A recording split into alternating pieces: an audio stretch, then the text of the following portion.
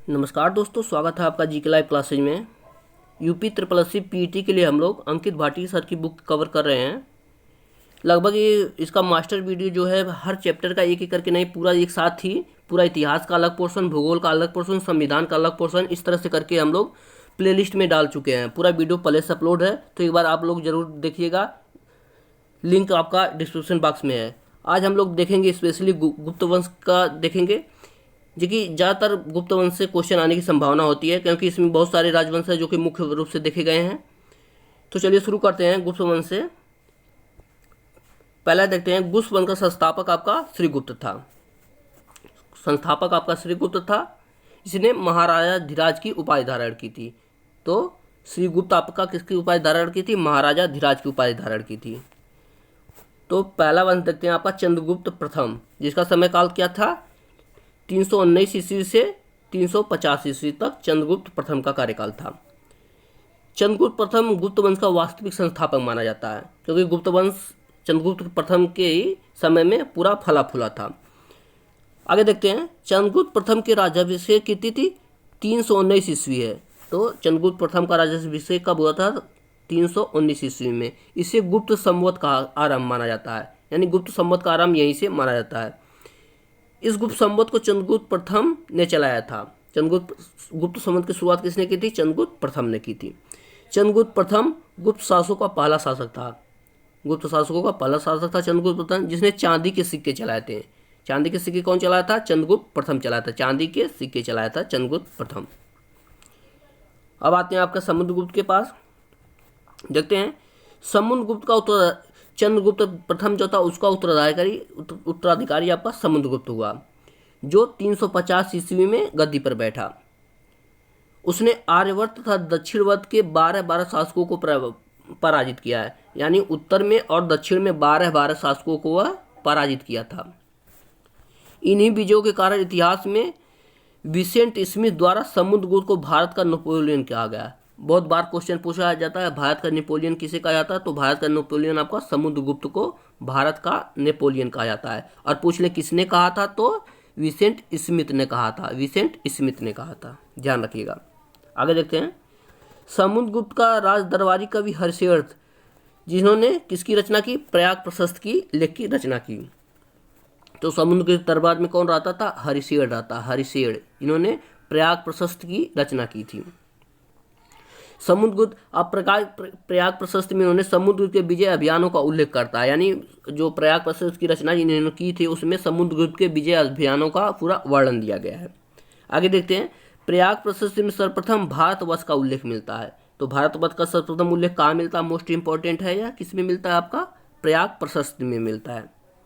आगे देखते हैं, मध्य प्रदेश के सागर जिले में स्थित एरड़ से प्राप्त एक लेख में समुद्रगुप्त को प्रचु, सघन आदि राजाओं से बढ़कर दानी राजा माना गया है। तो सबसे बड़ा दानी राजा किसमें, कौन से प्रशस्ति में माना गया? प्रयाग प्रशस्ति में है, जो आपका एरड़ अभिलेख में। एरड़ अभिलेख में समुद्रगुप्त को एक दानी राजा माना गया है। इस अभिलेख में उसकी पत्नी का नाम दत्त देवी अंकित है। समुद्रगुप्त की पत्नी का नाम दत्त देवी है, और ये कहाँ चीज है लिखा है? आपका एरड़ अभिलेख में, जो कि मध्य प्रदेश में है। अगला देखते हैं, समुद्रगुप्त की दक्षिणापथ विजय को धर्म विजय की संज्ञा दी गई। जो समुद्रगुप्त दक्षिणापथ विजय किया था उसे कौन सा विजय बताया गया? आपका धर्म विजय बताया गया है। अगला पॉइंट देखते हैं, अपनी विजयों के उपरांत समुद्रगुप्त ने अश्वमेध यज्ञ किया, जिसका परिचय उसके सिक्कों तथा उत्तराधिकारियों के अभिलेखों से प्राप्त होता है। अपनी विजय पर समुद्रगुप्त ने अपने विजय अभियानों के दौरान कौन सा यज्ञ करवाया था? अश्वमेध यज्ञ करवाया था, और जिसमें उसे सिक्कों के उत्तराधिकारियों का अभिलेख प्राप्त होता है। आगे देखते हैं, समुद्रगुप्त के सिक्कों पर मुद्रित अप्रियरथ, आर्द्रपरांक, पराक्रमांक जैसे नाम उसके गौरवमय जीवन का चित्रण करते हैं, यानी उसके सिक्कों पे ये सब चीज़ें लिखी आती हैं। आगे देखते हैं, समुद्रगुप्त प्रसन्न होने पर कुबेर तथा रुष्ट होने पर यमराज होने के समान था। एरड़ अभिलेख में लिखा गया है। एरड़ अभिलेख में क्या लिखा गया कि समुद्रगुप्त जब प्रसन्न होता था तो वो कुबेर के समान था, यानी वो दान वान करता था ज़्यादातर, और जब वो गुस्सा होता था यमराज के समान हो जाता था, यानी ज़्यादातर लोगों की हत्या करता था। आगे देखते हैं, समुद्रगुप्त विजेता के साथ साथ कवि, संगीतज्ञ और विद्या का संरक्षक था। यानी समुद्रगुप्त था जो राजा के साथ साथ आपका कवि भी था और संगीतज्ञ भी था। उसके सिक्कों पर उसे बीड़ा बजाते हुए चित्रित किया गया। पूछा जाता है कि गुप्त काल में कौन से राजा को बीड़ा बजाते हुए दर्शाया गया है, तो उसे समुद्रगुप्त को दर्शाया गया है। तथा कविराज की उपाधि प्रदान की। तो कविराज की उपाधि किसने धारण की थी? समुद्रगुप्त ने ही धारण की थी। अगला पॉइंट देखते हैं। समुद्रगुप्त ने महान बौद्ध भिक्षु वसुबंध को संरक्षण दिया था। तो समुद्रगुप्त आपका बौद्ध धर्म को मानने वाला भी था। उसने किसी से संरक्षण दिया था? वसुबंध को संरक्षण दिया था। अब आ जाता है आपका चंद्रगुप्त द्वितीय आ जाता है, जिनका समय काल क्या था आपका? 380 ईस्वी से 412 ईस्वी तक चंद्रगुप्त द्वितीय आ जाते हैं।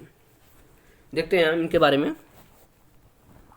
गुप्त वंशावली में समुद्रगुप्त के बाद चंद्रगुप्त द्वितीय का नाम उल्लिखित है, परंतु दोनों शासकों के बीच रामगुप्त नामक, देखिए इनके बारे में ज़्यादा पूछा नहीं जाता है, लेकिन इन दोनों के बीच में एक राजा और हुए थे जिनका नाम था रामगुप्त। इनका नाम ही आप लोग याद रख लीजिए, बहुत है। एक कमजोर शासक के अस्तित्व के में उल्लिखित मिलता है, यानी एक कमजोर शासक था। आगे देखते हैं। दिल्ली की कुतुब मीनार के पास खड़े एक लौह स्तंभ, महरौली का लौह स्तंभ पर खुदे हुए अभिलेख में चंद्र नामक राजा की कीर्ति का वर्णन है, जिसकी पहचान चंद्रगुप्त द्वितीय से की जाती है। जो दिल्ली का आपका लौह महरौली का आपका लौह स्तंभ है, उसमें चंद्रगुप्त द्वितीय का वर्णन मिलता है। आगे देखते हैं। उदयगिरी का जो गुफा अभिलेख है, चंद्रगुप्त द्वितीय के विजयों का उल्लेख मिलता है। उदयगिरी के जो गुफा अभिलेख है, उसमें चंद्रगुप्त द्वितीय के विजयों का वर्णन मिलता है। नेक्स्ट पॉइंट देखते हैं। चंद्रगुप्त द्वितीय ने नाग कुमारी कुबेर नागा के साथ विवाह किया था। चंद्रगुप्त की पत्नी का क्या नाम था? नाग कुमारी कुबेर नागा। इसे आप लोग ध्यान रखिएगा। विवाह करके नाग वंश के साथ वैवाहिक संबंध स्थापित किया था और बाद में अपनी पुत्री प्रभावती का विवाह वकाटक वंश के राजा रुद्रसेन द्वितीय से साथ किया था। यानी इन्होंने अपनी चंद्रगुप्त द्वितीय ने अपनी बेटी का विवाह किससे किया था? रुद्रसेन द्वितीय से किया था। उसने अपने पुत्र कुमारगुप्त का प्रथम विवाह कंदम शासक कुतवर्षन की पुत्री से किया था। चंद्रगुप्त जो कुमारगुप्त था, उन्हें देखिए नालंदा विश्वविद्यालय में कुमारगुप्त का वर्णन मिलता, आगे हम लोग देखेंगे। किससे किया था? कंदम शासक कुतवर्षन की पुत्री से किया था। आगे देखते हैं। शकों पर विजय के उपरांत ही चंद्रगुप्त द्वितीय ने विक्रमादित्य की उपाधि धारण की थी। चंद्रगुप्त द्वितीय ने कौन सी उपाधि धारण की थी? विक्रमादित्य की उपाधि धारण की। कब की? जब उन्होंने शक राजाओं को पराजित किया था, तो विक्रमादित्य की उपाधि धारण की थी। अगला देखते हैं। चंद्रगुप्त द्वितीय के दरबार में 9 विद्वानों की एक मंडली निवास करती थी, जिसे नवरत्न कहते हैं। देखिए नवरत्न आपके चंद्रगुप्त द्वितीय के दरबार में भी रहते थे और अकबर के दरबार में नवरत्न रहते थे। और जो अष्टदिग्गज हैं वो इनके दरबार में रहते थे, आप लोग कमेंट में बताइएगा। तो इनके दरबार में नवरत्न कौन कौन थे रहते थे? आपके कालिदास थे, धन्वंतरी थे, आपके छपड़क थे, अमर सिंह थे, आपके शंकुवेताल भट्ट थे और घटकरपड़ थे, वाराह मिहिर थे और वरचुजी थे। इतने विद्वान के दरबार में नवरत्न रूप में रहते थे। आगे देखते हैं। उसके शासनकाल में चीनी यात्री फायान आया था। तो फायान किसके शासनकाल में आया था? चंद्रगुप्त द्वितीय के दरबार में आया था फायान। ये चीज़ आप लोग ध्यान रखिएगा। अब गुप्त काल के कुछ प्रमुख पुस्तकें देख लेते हैं। तो पहले आते हैं आपके कालिदास। तो इनकी कौन कौन सी पुस्तकें हैं आपके? ऋतुसंहार, मेघदूत, कुमार संभवन, मालिकाग्निमित्रम, अभिज्ञान शकुंतलम, ये उनके मुख्य पुस्तकें हैं जिनकी रचना आप लोग के कालिदास ने की है। बाकी आ जाते हैं विशाख दत्त आते हैं। इनका एक ही पुस्तक बहुत बार पूछा जाता है, मुद्रा राक्षस। इसकी रचना आपके विशाख दत्त ने की थी। फिर देते हैं विशाख दत्त ने एक और पुस्तक लिखी थी, इनकी क्या नाम है? देवी चंद्रगुप्तम लिखे थे आपके विशाख दत्त। फिर आ जाते हैं आपके दांडी। इन्होंने किसकी रचना की थी? आपके 10 कुमार चरित्र की रचना की थी दांडी ने। आगे देखते हैं। बाण भट्ट जो इनके दरबार में रहते थे, उन्होंने हर्ष चरित्र लिखा और कादम्बरी लिखा। तो कादम्बरी बहुत बार पूछा जाता है, हर्ष चरित्र भी बहुत बार पूछा जाता है। इनकी रचना बाण भट्ट ने की थी। फिर आपकी का सबसे फेमस बुक देख लेते हैं, पंचतंत्र। इसकी रचना आपके विष्णु शर्मा ने की थी। ये तो आप लोग जानते ही हैं, बहुत सारी कहानियाँ फेमस है पंचतंत्र की। फिर आपके आ जाते हैं सूर्य सिद्धांत। इसकी रचना आपके बाण भट्ट ने की थी। इसमें सूर्य के बारे में बताया गया है। बाकी आपके पंच सिद्धांतिका है, इसकी रचना आपके वाराह मिहिर ने की थी। आगे देख लेते हैं। गरुड़ गुप्त वंश का राजकीय चिन्ह था, यानी गुप्त वंश का राजकीय चिन्ह क्या था आपका? गरुड़ था। गुप्त संवत कुषाणों के सामंत थे, यानी गुप्त के संभवतः जो कुषाणों के सामंत, यानी कुषाणों के बाद गुप्त आए थे, उनके सामंत हुआ करते थे।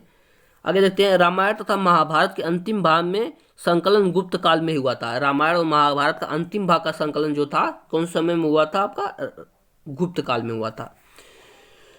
गुप्त साम्राज्य के सबसे बड़े अधिकारी कुमारामात्या होते थे, यानी गुप्त काल के जो सबसे बड़े अधिकारी होते थे, मंत्री, उन्हें क्या बोला जाता? कुमारामात्या बोला जाता था। इस बात को आप लोग ध्यान रखिएगा। आगे देखते हैं, निगमपूर्ण गढ़ तथा श्रेणी गुप्त काल में व्यापारियों तथा शिल्पियों के संगठन थे, यानी इनके संगठन को क्या कहा जाता था? व्यापारियों और शिल्पियों के निगम, पुग, गढ़ तथा श्रेणी कहा जाता था। ये चीज आप लोग ध्यान रखिएगा। फिर देखते हैं आपका हर्षवर्धन, इसी में इन्हें भी कवर कर लेते हैं।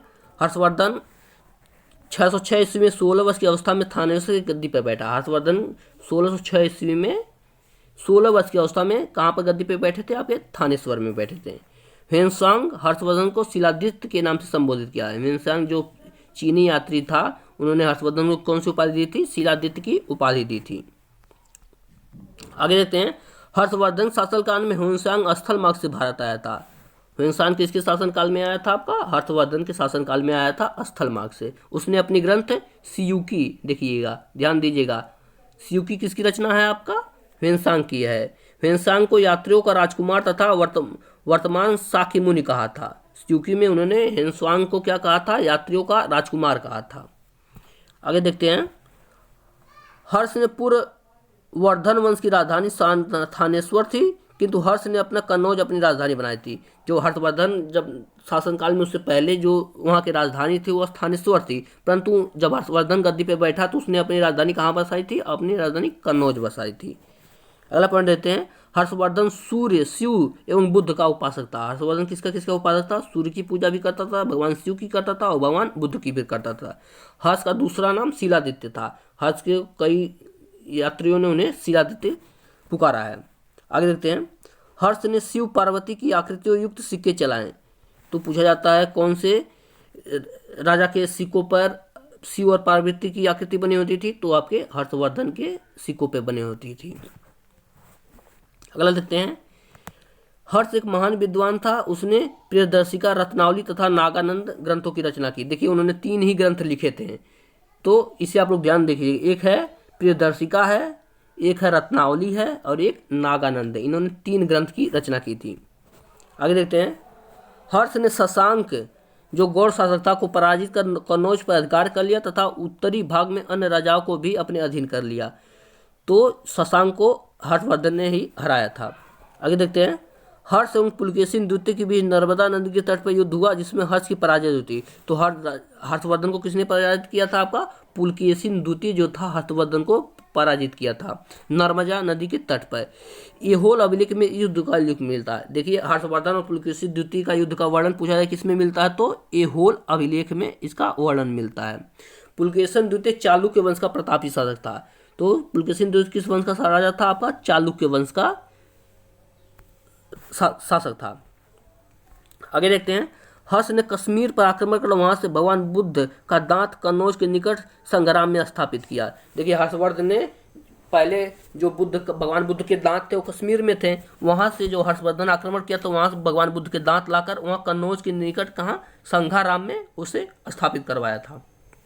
इस पॉइंट को आप लोग ध्यान रखिएगा। आगे देखते हैं, हर्षवर्धन ने एक विशाल साम्राज्य की स्थापना की जिसकी सीमाएं उत्तर में हिमाच्छादित पर्वतों तक, दक्षिण में नर्मदा नदी तक तथा पूर्व में गंजाम तथा पश्चिम में वल्लभी तक विस्तृत थी। बहुत बड़ा शासन किया था, बहुत बड़ा अपना राज्य बनाया था। आगे देखते हैं, हर्ष का साम्राज्य सामंती संगठन पर आधारित था। हर्ष का साम्राज्य किस पर आधारित था? सामंती संगठन पर आधारित था। अगला पॉइंट देखते हैं, राज्य प्रशासनिक सुविधा के लिए ग्राम, विषय, भक्ति, राष्ट्र में विभाजित था। यानी सबसे छोटा जो था ग्राम था, उसके बाद विषय था, उसके बाद भक्त राष्ट्र था। मुक्त तथा तात्पर्य प्रांत से था। विषय जिले के समान था, यानी जो विषय था वो जिले के समान था। शासन की सबसे छोटी इकाई ग्राम थी, यानी ग्राम से शुरू होकर विषय लेकर भक्त राष्ट्र तक उसका शासन बढ़ता था। जैसे हम ग्राम पंचायत, जिला पंचायत जिस तरह से होता है उसी तरह उसका भी था। आगे देखते हैं। न्याय व्यवस्था का सर्वोच्च अधिकारी सम्राट था, यानी राजा जो होता था न्याय व्यवस्था का सर्वोच्च अधिकारी था। राज्य में अपराध के लिए कठोर दंड का प्रावधान था। इसके राज्य में अपराध के लिए कठोर दंड दिया जाता था। अगला देखते हैं पॉइंट हम। इस काल में सर्वाधिक आय भूमि से होती थी। हर्षवर्धन के काल में सर्वाधिक आय कहाँ से होती थी? भूमि से होती थी। भौगिक कर, देखिएगा, ध्यान रखिएगा आप, भौगिक कर हर्षवर्धन के समय में लगाया जाता था। वसूलने वाला पुस्तपाल जमीन के हिसाब रखने वाला पदाधिकारी था। उपज का छठा भाग राजस्व के रूप में वसूला जाता था।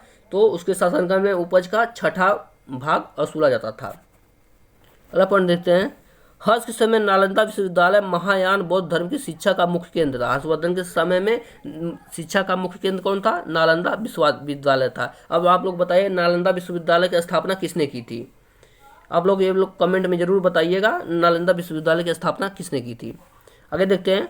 हर्षवर्धन ने बाणभट्ट तथा मयूर शर्मन नामक विद्वानों को संरक्षक दिया था। बाणभट्ट ने हर्षचरित्र एवं कादम्बरी तथा मयूर शर्मन ने सूर्य शासक की रचना की थी। तो कादम्बरी मयूर शर्मन का तो ज़्यादातर नहीं पूछा था, लेकिन हर्षवर्धन का पूछा जाता है। तो बाणभट्ट ने किसका रचना की थी? हर्षचरित्र का रचना की थी। एक आप लोग ध्यान रखिएगा। अगला देखते हैं। ग्राम शासन के प्रधान को ग्रामच्छपटिक कहा जाता था। हर्षचरित्र में सिंचाई के समान रूप में तुल्यात्मक जल पंप का उल्लेख मिलता है। तो ये था हर्षवर्धन का पूरा काल और गुप्त वंश का पूरा काल था। तो एक बार वीडियो को आप लोग जरूर देखिएगा, चैनल को सब्सक्राइब कीजिएगा, वीडियो को लाइक कीजिएगा और जो भी आपका फीडबैक हो हमें